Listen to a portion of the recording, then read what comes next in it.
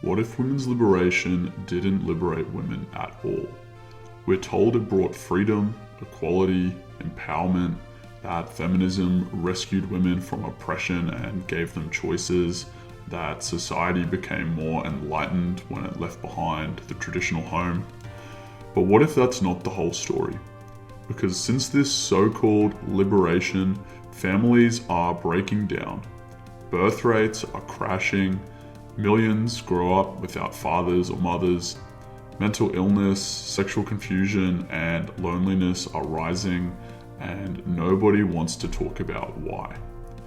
What if women weren't liberated, but reassigned, from being the heart of the home to cogs in a corporate machine, from being honored for virtue to being degraded for likes? We'll explore how feminism redefined womanhood, hollowed out the family, and left both men and women adrift. And we'll go through and show how we can fix what's been lost. Because if we don't make a change now, the next generations will continue to pay the price. To support us, consider becoming a YouTube channel member or Patreon, or check out our merch, links in the description below. In modern culture, the women's liberation movement is often presented as a noble grassroots uprising. One where brave women broke free from oppression and marched towards freedom and equality. But the story is a lot more complex than that. Contrary to the romanticized image, the feminist movement of the late 60s had backing from powerful institutions. This was not a purely organic cultural shift. Investigations, including those published in the New York Times and Time, have detailed links between early feminist icons like Gloria Steinem and US intelligence agencies.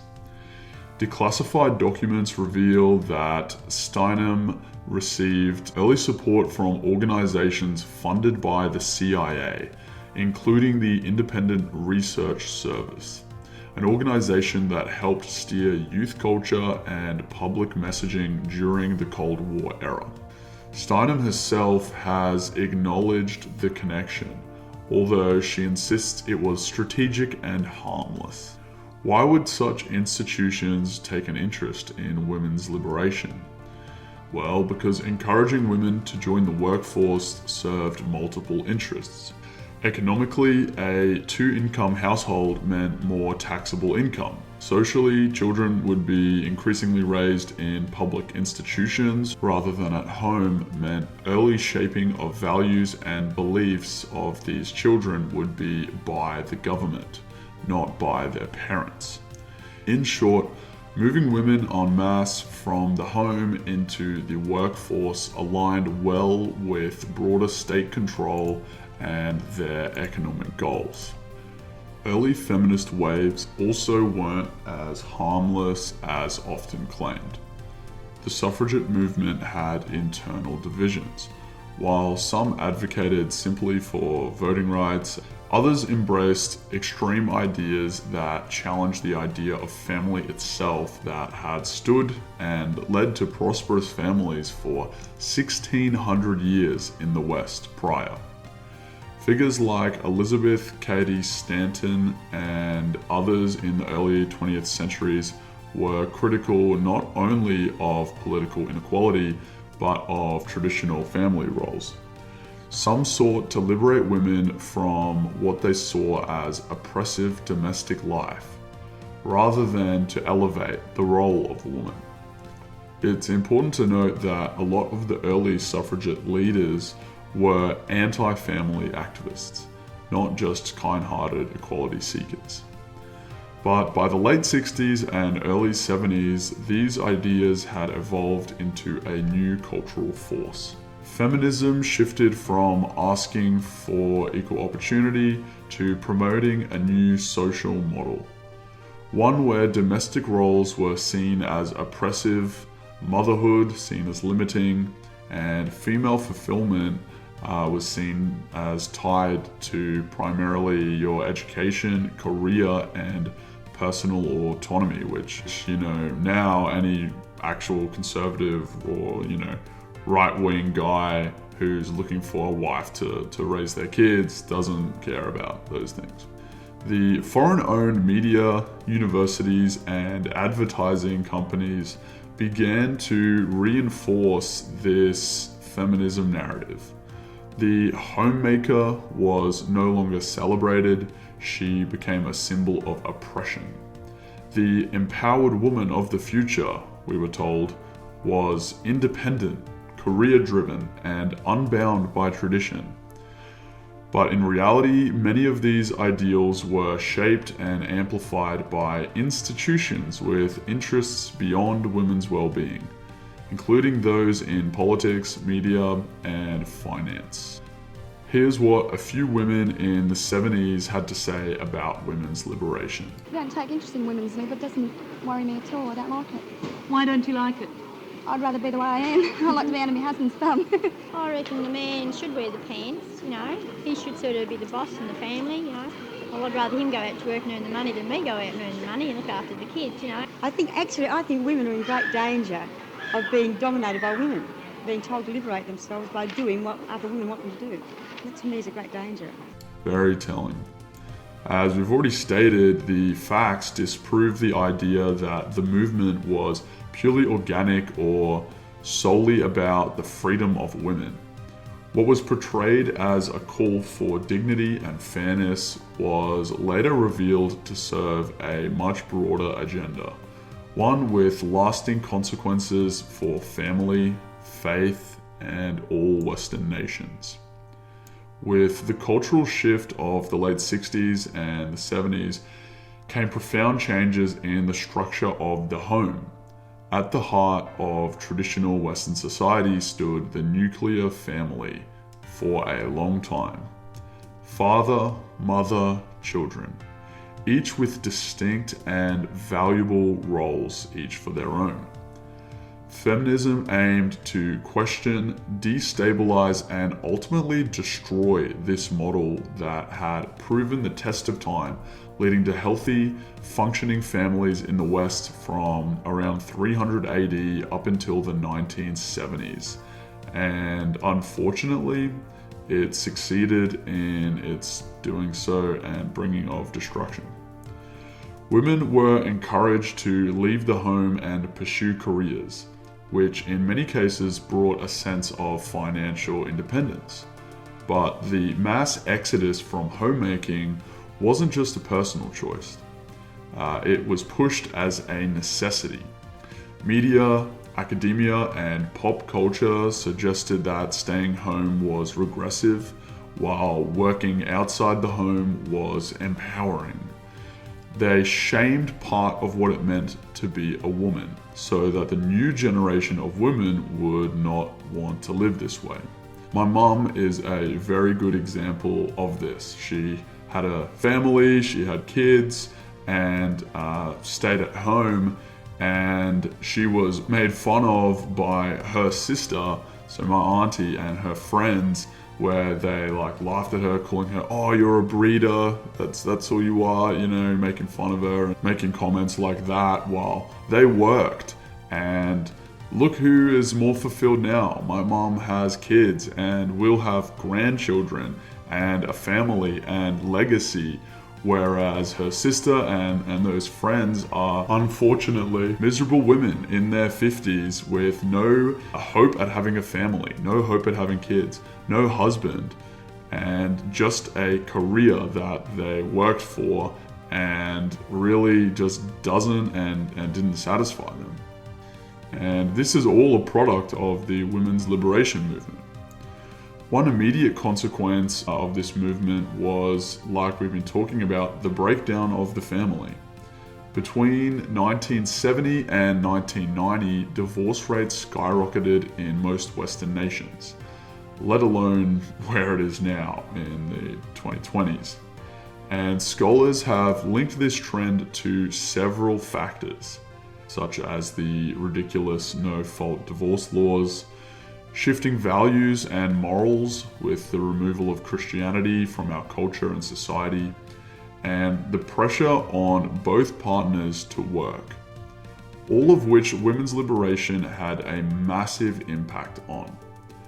As more women joined the workforce, dual income households became the norm. But this didn't ease economic strain. It absolutely raised the cost of living. What once could be supported by one income now required two. We were told that women's liberation would bring about a more just, equal, and happy society. That by breaking free from traditional roles, women would experience greater fulfillment, freedom, and flourishing. But decades later, the raw data tells a very different story. Across the Western world, birth rates have dropped below replacement level. In countries like Italy, Germany, Japan, and now even the US, native populations are shrinking, and similar with Australia, the UK. These aren't isolated trends. They represent a generational collapse of fertility, fewer marriages, fewer children, and an aging population that cannot sustain itself. Meanwhile, many traditional cultures, those that still value family, religion, and distinct gender roles, are thriving demographically.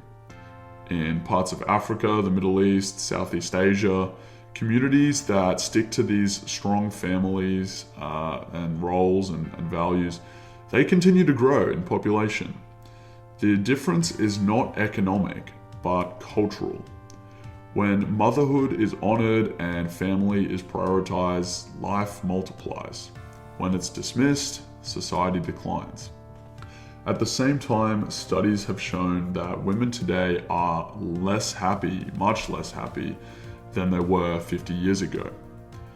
This may come as a surprise to those who believe that career opportunities and personal autonomy should automatically translate into fulfillment. But as early as 2009, researchers Betsy Stevenson and Justin Wolfers, in a particular paper titled "The Paradox of Declining Female Happiness," found that women's overall satisfaction had been declining across multiple Western countries since the 1970s. Shock, what happened around then? And yeah, even as gender equality indicators per se improved. This is an attack on so-called progress. It's maybe it is, but it's a reality check. When women are pulled in all directions, expected to achieve, compete, nurture, and self-optimize all at once, burnout is inevitable. What feminism sold as freedom often became a recipe for anxiety. Today's hookup culture adds another layer of emotional damage. Relationships have been replaced by transactions. Dating apps commodify people, and genuine connection is harder to find, especially across Gen Z. And as marriage is delayed or discarded, more children are raised in broken homes or without fathers or mothers, or not necessarily as marriage is discarded, as divorce is through the roof, largely because of feminism and no-fault divorce laws. This also applies to lots of children having tough upbringings. In the US alone, over 40% of births are to unmarried women, a figure that is growing in all parts of Europe, Australia as well. Millions of women now rely on antidepressants and anti-anxiety medication to manage the stress of a life that was supposed to be empowering. Birth control pills, hailed as a key to freedom, have been linked in multiple studies to increase risks of depression and diminished long-term partner bonding.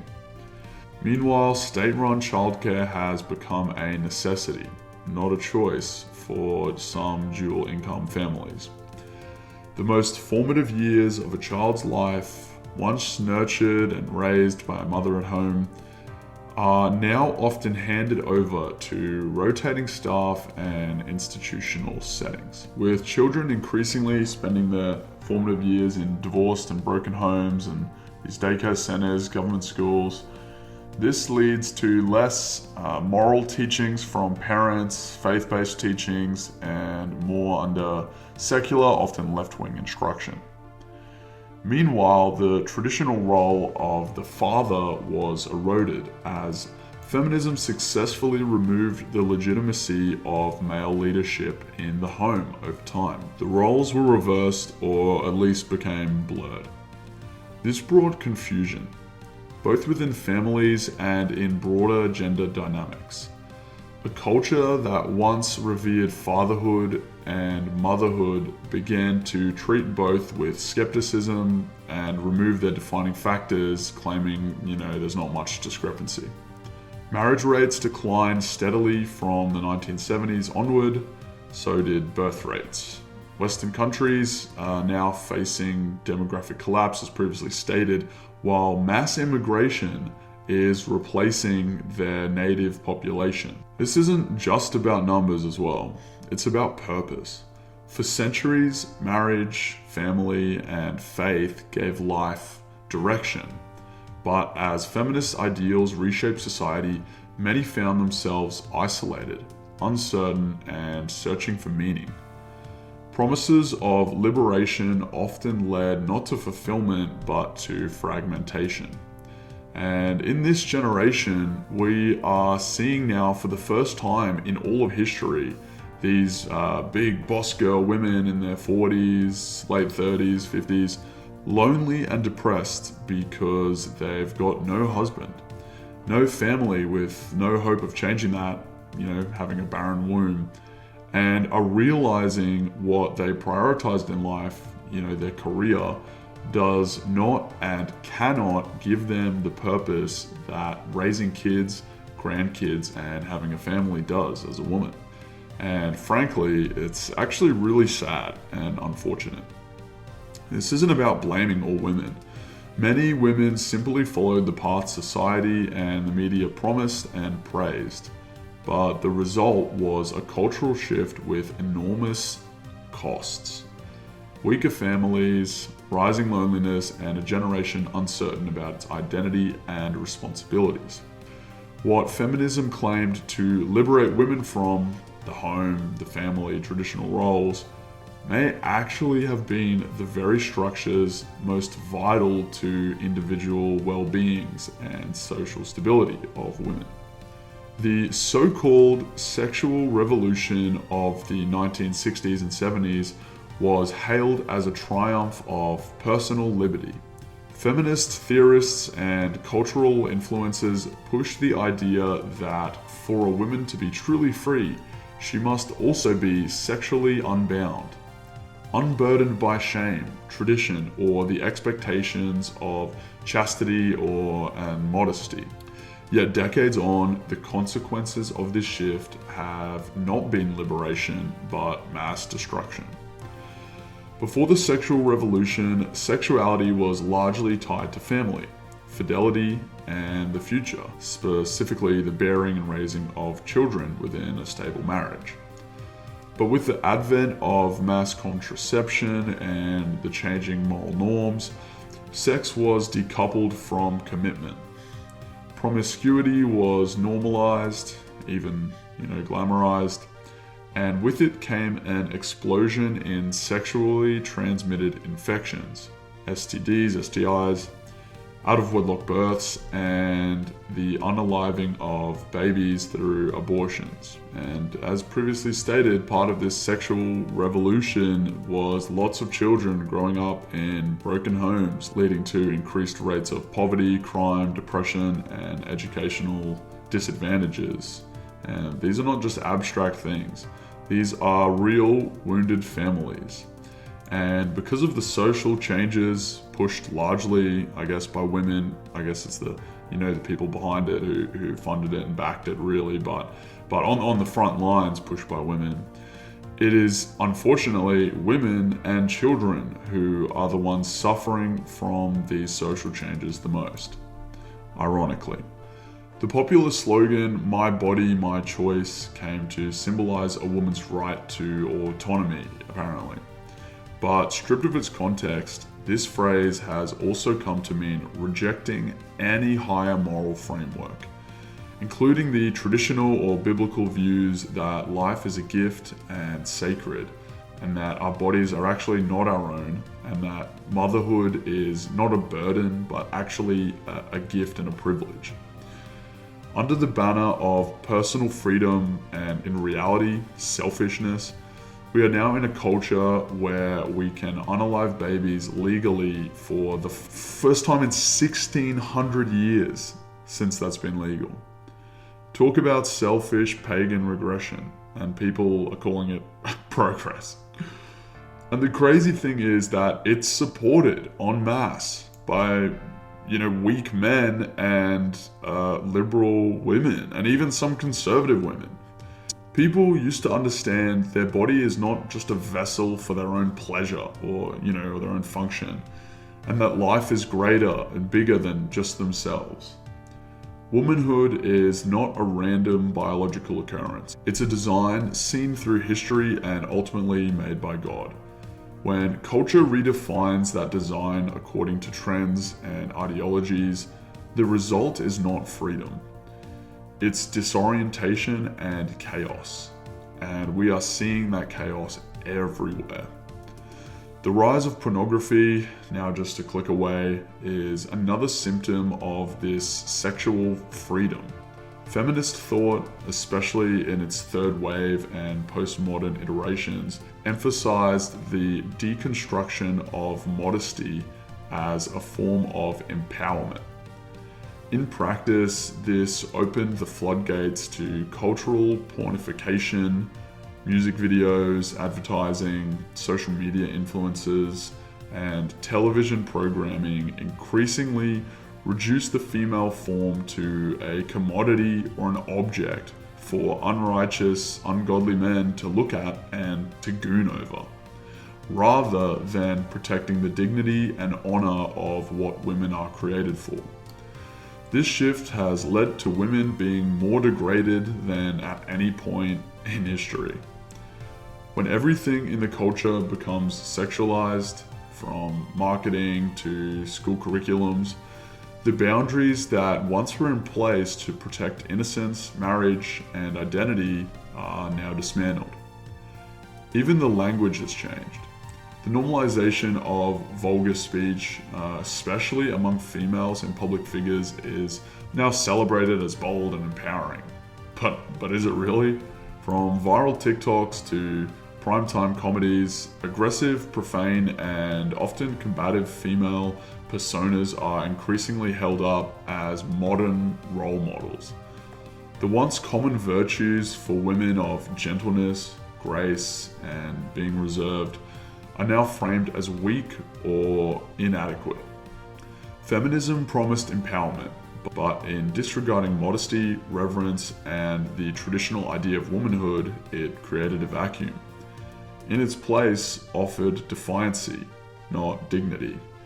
It asked women to trade in humility and virtue for selfish influence and applause.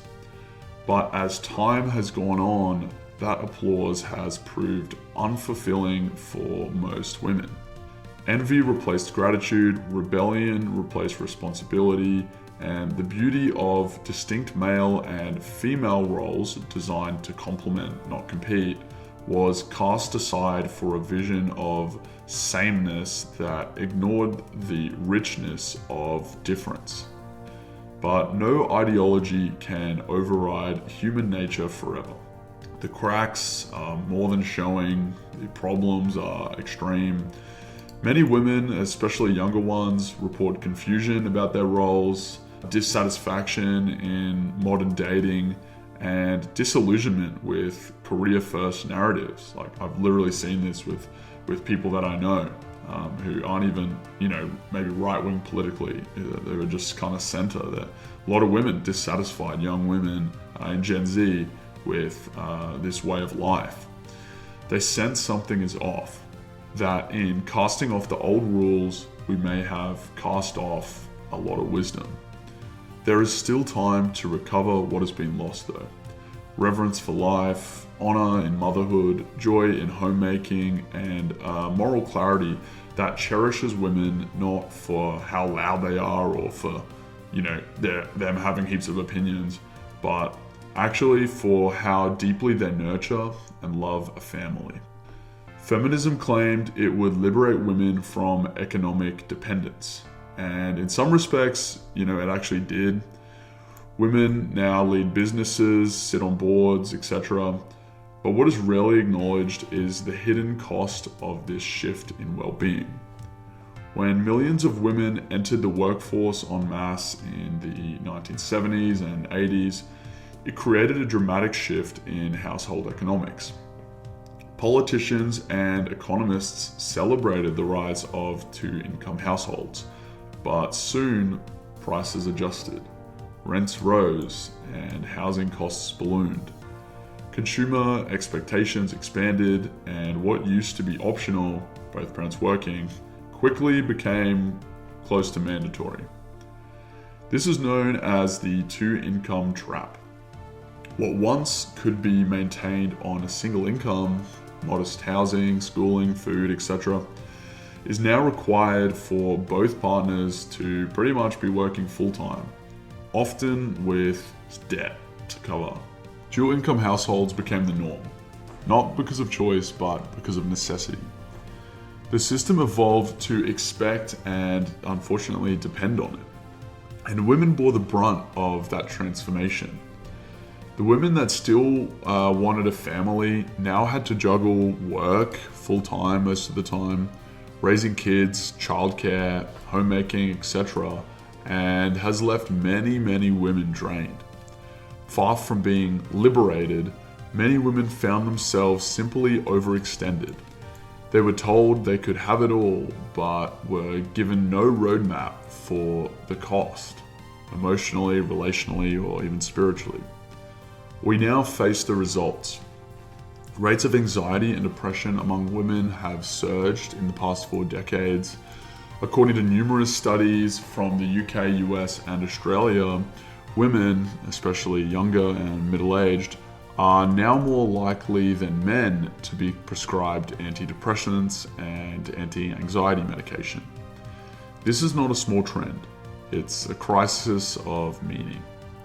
The careers women were told would fulfill them often haven't. Surveys consistently show that women reported lower life satisfaction than they did in previous generations, despite increased opportunities.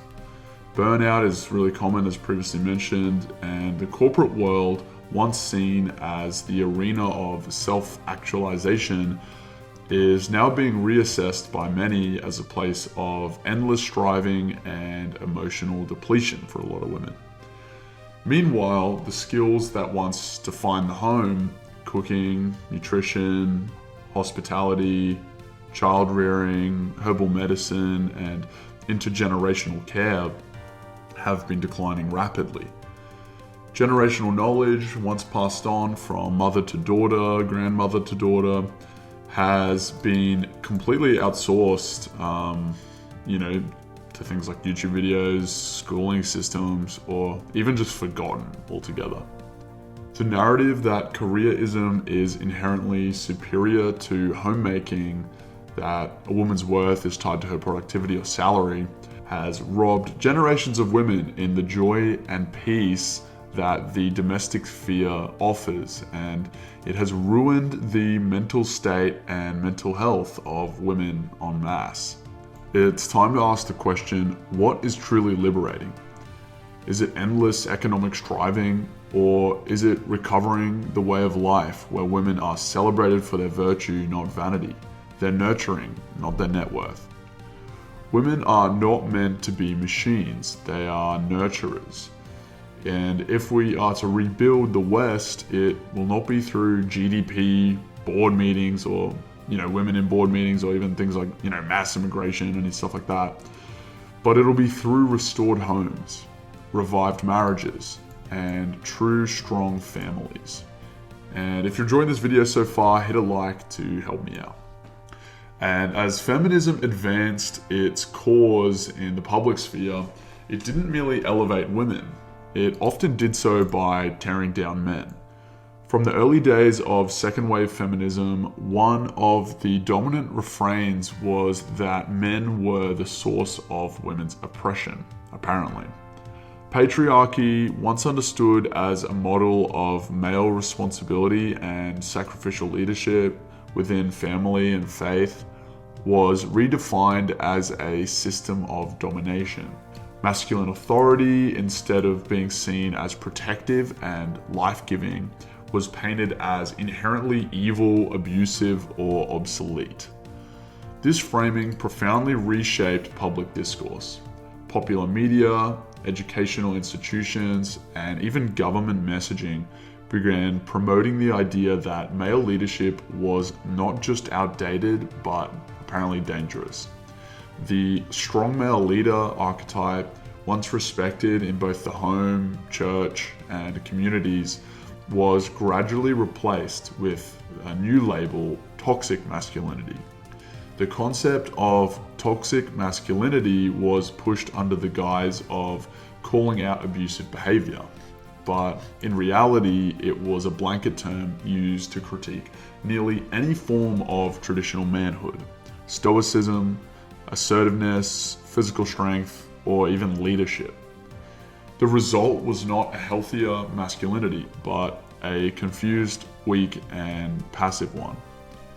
Men began retreating, some in an attempt to be sensitive or respectful, became afraid to lead. Others, disillusioned by the hostility they faced in relationships, the legal system, no-fault divorce laws, etc., or media portrayals, some of them just disengaged entirely because of these things. Marriage rates among men have plummeted, and fatherlessness continues to rise, even not always by choice, but often by this horrible cultural design that we now live in. It's not just that men were pushed aside. The institutions that shape strong men, the church, the military, the family, were also systemically undermined. Christian masculinity in particular became a target. The biblical image of a man, strong, just, protective, and under Christ, was recast as oppressive. Christian teachings on headship in the home and the church were mischaracterized as misogyny, despite their foundation in self-sacrificial love and service. And at the exact same time, a new ideology began to take root, one that denied even the reality of sex-based differences. Feminism had long argued that gender was a social construct. This laid the intellectual groundwork for today's gender theory, which asserts that being male or female is a matter of identity, not biology. While many early feminists, rejected this shift, the movement's own logic, detaching gender from function and design, opened the door for it. The rise of transgender ideology, which now affects school curriculums, legal policies, and public discourse, did not happen on its own. It was built upon decades of deconstruction, first of the roles, then of nature, and finally of reality itself. When the manhood role of servant leadership, courage, and sacrifice are mocked or dismantled, it is not just men who suffer. It's everyone. Boys grow up with no role models, girls grow up with no protection, and the primary unit of civilization is left rudderless. Feminism has been used as a tool to erode Western Christian civilization. By undermining the natural order of the family and the spiritual order of the church, it did not just critique patriarchy. It tried to replace the natural order and God's order, if you're a Christian, with the reverse or inverse. The rebuilding of masculinity must start with truth. Men here are not the problem. They are a vital part of the solution. And when women honor and support men in their traditional roles and men rise up to meet it with strength and humility, families flourish and nations prosper. The deepest wound inflicted by feminism has not been upon men or women alone, but upon the next generation. Daughters were told to be everything that their mothers were not. They were raised to view femininity as weakness, motherhood as a trap, and submission as oppressive. From a young age, girls were taught to aspire to male-coded forms of power, career, status, conquest, while rejecting the beauty of softness, nurturing, and legacy. Feminine virtues such as modesty, gentleness, and patience, once considered strength, were recast as liabilities. Instead, assertiveness, independence, and self-expression became the new virtues, regardless of how disconnected from design or purpose they were. Many young women now reach adulthood unsure of how to care for a home, support a husband, or raise children, not because they lack the capacity, but because they were never shown how, or worse, were actively discouraged from doing so. At the same time, some boys were raised without fathers, or others, at least mostly, without true masculine fathers. The school system, increasingly feminized in both structure and philosophy, with the rise of many female high school teachers as well, had a part to play in that, tends to reward compliance, emotional restraint, and verbal fluency over physical energy, risk-taking, and leadership. Boys who once would have been directed towards productive outlets like apprenticeships, agriculture, or trade are now medicated for restlessness and blamed for maybe possible toxic traits. The result is a generation of disorientated young men, underachieving, undermotivated, and unprepared to lead. Churches, once the final bastion of moral clarity, have not escaped this confusion either. In an effort to stay relevant or welcoming, many congregations, mainly Protestant ones, have quietly adopted feminist assumptions, treating equality not as equal worth before God, but as interchangeable function. Headship in the home and male leadership in the church, once core teachings rooted in scripture of churches, have been downplayed or discarded, with some of these church leaders now teaching that the scriptures in the Bible that talk about male headship and male leadership and authority don't mean what they actually say, apparently, because of cultural context. Seriously, the feminization of the church needs to stop. Instead of calling men and women to embrace their divine design, many churches now mirror the world's values, encouraging career over family for women, individualism over sacrifice, and neutrality over order. What once was a countercultural light in many places is a dim reflection of modern secular trends. And yet, despite the damage, God's design, or the traditional design if you're not a Christian, it does still remain. God's model for family, gender, and faith is not just correct, it's redemptive. It offers healing to broken homes, clarity to confused children, and purpose to a weary generation. The call to biblical manhood or traditional manhood and womanhood, if you're not a Christian, is not about controlling people. It's about setting them free and actually pushing them to flourish, or letting them flourish as they were made and intended to. A daughter raised to honor her femininity will not grow bitter. She will grow beautiful inside and out, and a son raised to embrace his masculine responsibility will not grow violent. He will grow virtuous and have strength under control. And a church that honors the divine order of God will not grow irrelevant. It will become a refuge in a collapsing world. The damage done to the next generation can be repaired, but only if we have the courage to return to what is true. And if a lot of these Protestant churches repent and turn away from being subjected to the feminist revolution, the women's liberation, and return back to traditional order. In a world increasingly defined by fluid identities and role confusion, The traditional model of gender stands out as ancient and has proven the test of time.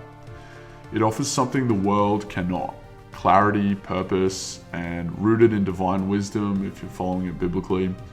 And whether you're a Christian or not, it still applies and has proven helpful and prosperous to society over history. And unfortunately, feminism have told women that this traditional or biblical life was bondage, and that to serve one's family was to be enslaved, that to raise children was to waste potential, apparently.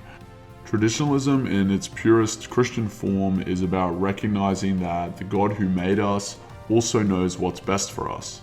Or if you're not a Christian, you can at least recognize that these traditional roles and Christian values led to much more prosperous and happy life or fulfilling life, and it led to way lower divorce rates, less broken homes, less societal breakdown, and mentally healthier women and children, which is proven by studies.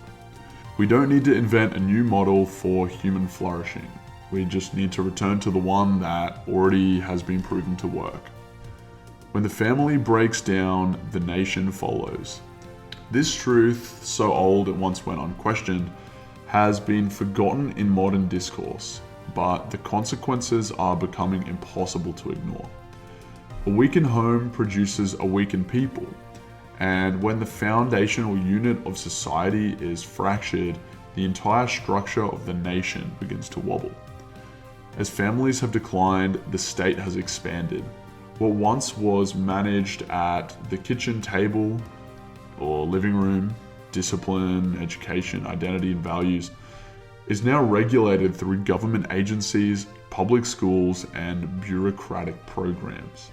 But feminism didn't stop at domestic life. Its ideological spread affected how nations view identity, order, and even sovereignty itself. Feminism told Western women to compete rather than to nurture, to delay or forego children, and to reject the faith and traditionalism that shaped their own civilization for, once again, the last 1600 years. The result is that Western nations are importing foreign populations who they hold to their own traditions and values, and at the same time we are completely disregarding and throwing out our own. Globalism, the idea that borders, identities, and national loyalties should dissolve in favor of a one world order, found a very useful ally in feminism. Or arguably, I guess they created it for that reason. By weakening the family, blurring gender distinctions, and undermining faith institutions, the feminist movement helped create a population more easily molded by mass media, centralized government, and transnational corporate interests. Western men, meanwhile, have been systematically demonized and demoralized. They are told to be passive, weak, and emotionally neutered. They are rarely honored for their bravery, their provision of their leadership, and in contrast, women are told to lead, to dominate, and to correct, often without the balance or any sense of traditionalism of respect or interdependence. And this inversion of order is not accidental. It mirrors the ideological goal of breaking down all traditional hierarchies such as family, gender, nation, and God. If the West is to survive, not just politically or economically, but spiritually and culturally, it must recover the family, and it must rediscover its faith in Christ. And it must honor the distinct roles of men and women, not as outdated ideas, but as timeless truths that our society was built on. We live in a world of noise, of ever-changing ideologies and campaigns that promise freedom whilst delivering confusion. But the truth is not found in these things. The truth is ultimately found in God, and the West prospered for so long because it was built on Christianity. The great lie of liberation told us that tradition was bondage, that family was oppression and that gender was a social construct. It offered autonomy and actually gave anxiety. It promised empowerment and actually left most women exhausted. It said women could have it all and left them with less of everything that matters. The consequences are all around us. Broken homes, declining birth rates, fragmented identities, and a rising generation that is more lost, more medicated, and more uncertain than any in history. But this collapse is not inevitable, and it is not final. We need a political and social revolution and a spiritual return. A return to traditionalism, strong men who lead families and societies with honor and respect, and feminine women who love and nurture, raising children and backing the men to lead with courage. Feminism tells us men and women need to be free from one another, but the truth is, we were made for each other, to complement each other, and to create happy, healthy families and societies. It's not too late to turn around, to rebuild what's been broken, to revive what's been lost, and to restore what was once strong, noble, and good. If we want our daughters to thrive, our sons to lead, and our nations to stand, we must return. Return to truth, return to traditionalism, and return to God's order. If you enjoyed this video, like and share, consider checking out our merch or becoming a YouTube channel member or Patreon. Links in the description, and check out one of these videos on screen now. God bless the West, and Christ is King.